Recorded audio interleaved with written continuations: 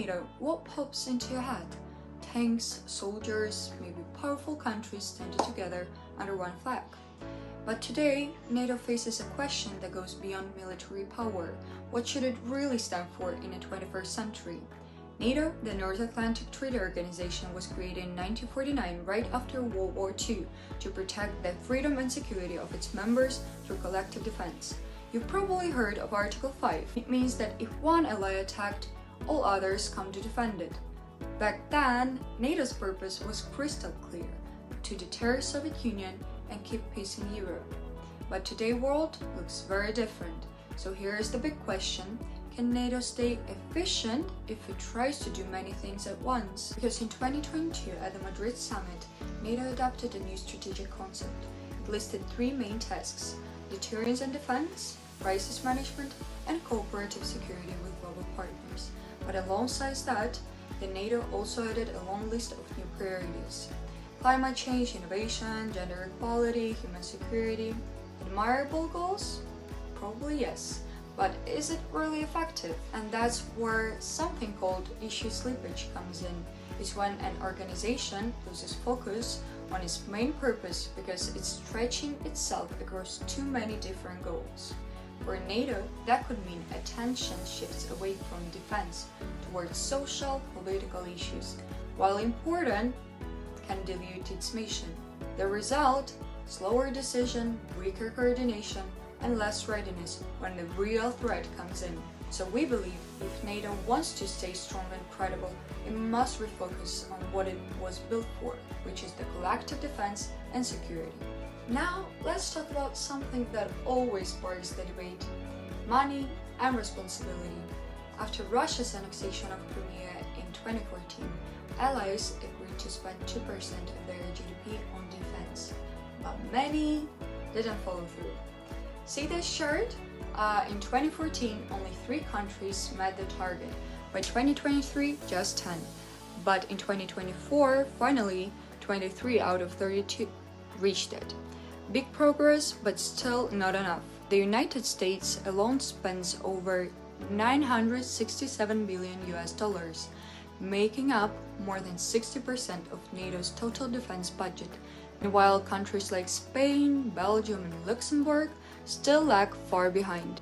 At the NATO summit in Hague, members agreed on a new goal: 5% of GDP for defense by 2035, with at least 3.5% going directly to military needs. Why? Because threats are getting closer and Europe must step up. So our take is clear: we support the increase. With wars, cyber attacks, and hybrid threats on the rise, fairer and stronger defense spending isn't just fair, it is necessary. Should Ukraine join NATO?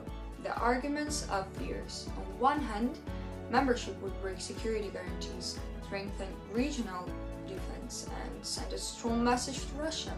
On the other hand, it could drag NATO into direct conflict, divide allies, and risk dangerous escalation. The truth, the situation is far more complex. Ukraine's NATO path must be carefully managed, guided by long-term strategy, reforms, and stability. This is not just a question of yes or no. It's rather a question of when, how, and under what conditions. Let's zoom out a bit. While NATO handles Europe's defense, the US is shifting focus to Indo-Pacific because China's rise is reshaping global power. Through the Belt and Road Initiative and control of key trade routes, China challenges US interests worldwide.